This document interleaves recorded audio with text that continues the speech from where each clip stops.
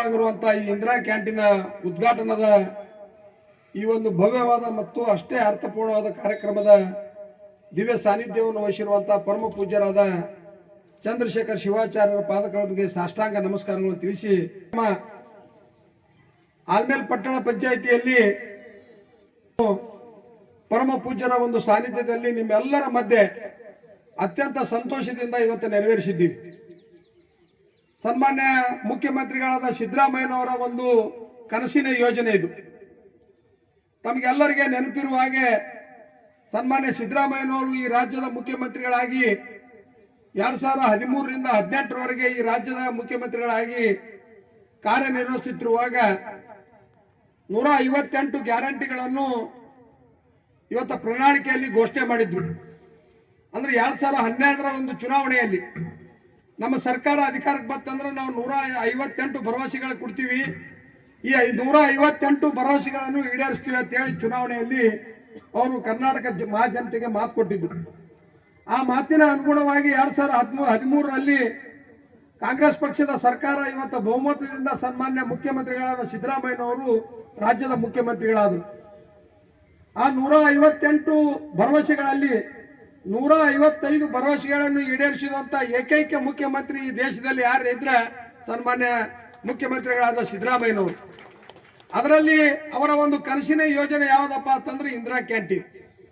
ಈ ಇಂದಿರಾ ಕ್ಯಾಂಟೀನದ ಬಗ್ಗೆ ಇರುವಂತ ಅವರಿಗೆ ಮುಂದಾಲೋಚನೆ, ಅವರ ದೂರದೃಷ್ಟಿ, ಅವರ ಜನಪರವಾದ ಕಾಳಜಿ. ಇವತ್ತು ಹಸಿವು ಮುಕ್ತ ಕರ್ನಾಟಕ ಆಗಬೇಕು, ಒಬ್ಬ ಕಟ್ಟ ಕಡೆಯ ಒಬ್ಬ ಬಡವನಿಗೆ ಸಹಿತ ಅತ್ಯಂತ ಕಡಿಮೆ ದರದಲ್ಲಿ ಉತ್ತಮವಾದ ಆಹಾರವನ್ನು ಕೊಡಬೇಕು, ಉತ್ತಮವಾದ ಉಪಹಾರವನ್ನು ಕೊಡಬೇಕು ಅನ್ನೋ ನಿಟ್ಟಿನಲ್ಲಿ ಅವರ ಒಂದು ಕನಸು ಇವತ್ತು 2013ರಿಂದ 2018ರವರೆಗೆ ನನಸಾಯ್ತು.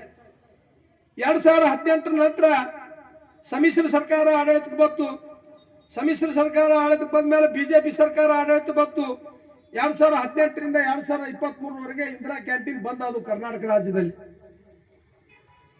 2023 ಮತ್ತೊಂದು ಸಾರ್ವತ್ರಿಕ ಚುನಾವಣೆಯಲ್ಲಿ ಕರ್ನಾಟಕದ ಮಹಾಜನತೆ ಮತ್ತೊಮ್ಮೆ ಕಾಂಗ್ರೆಸ್ ಪಕ್ಷಕ್ಕೆ ಇವತ್ತು ಆಶೀರ್ವಾದ ಮಾಡಿದ್ರು. ಸನ್ಮಾನ್ಯ ಸಿದ್ದರಾಮಯ್ಯನವರು ಮತ್ತೆ ಈ ರಾಜ್ಯದ ಮುಖ್ಯಮಂತ್ರಿ ಆದರು. ಈ ರಾಜ್ಯದ ಮುಖ್ಯಮಂತ್ರಿ ಆದ ತಕ್ಷಣ ಅವರ ಒಂದು ಕನಸಿನ ಯೋಜನೆಯನ್ನು ಇವತ್ತು ಮರುಚಾಲನೆ ನೀಡಿದಂತ ಧೀಮಂತ ನಾಯಕ ಸನ್ಮಾನ್ಯ ಸಿದ್ದರಾಮಯ್ಯನವರು.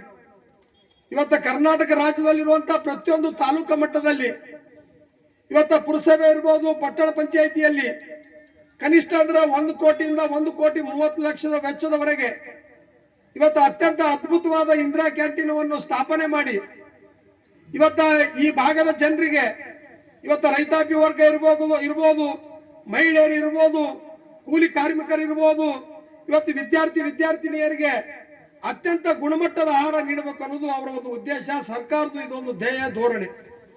ನಾ ಈ ಮಾತು ಯಾಕೆ ಹೇಳ್ತಾ ಇದ್ದೀನಿ ಅಂತಂದ್ರೆ ಇವತ್ತು ರಾಜಕಾರಣದಲ್ಲಿ ಅಧಿಕಾರ ಅನ್ನೋದು ಶಾಶ್ವತ ಅಲ್ಲ. ಈ ಅಧಿಕಾರದ ಅವಧಿಯಲ್ಲಿ ಜನರಿಗೆ ಏನು ನಾವು ಮಾತು ಕೊಟ್ಟಿರ್ತೀವಿ, ಏನು ಆಶ್ವಾಸನೆ ಕೊಟ್ಟಿರ್ತೀವಿ, ಚುನಾವಣೆ ಸಂದರ್ಭದಲ್ಲಿ ನಮ್ಮ ಮುಖಂಡರು ಕಾರ್ಯಕರ್ತರ ಮೂಲಕ ನಾವೇನು ಮತ ತಗೊಂಡು ನಾವು ಜನಪ್ರತಿನಿಧಿಗಳಾಗಿರ್ತೀವಿ, ನಮ್ಮ ಕೈಲಾದಷ್ಟು ಮಟ್ಟಿಗೆ ಇವತ್ತು ಸರ್ಕಾರದ ಜನಪರ ಯೋಜನೆಗಳನ್ನು ಇವತ್ತು ಜನರಿಗೆ ಮುಟ್ಟಿಸುವಂತ ಪ್ರಾಮಾಣಿಕವಾದ ಕೆಲಸ ನಾವು ಮಾಡಬೇಕು.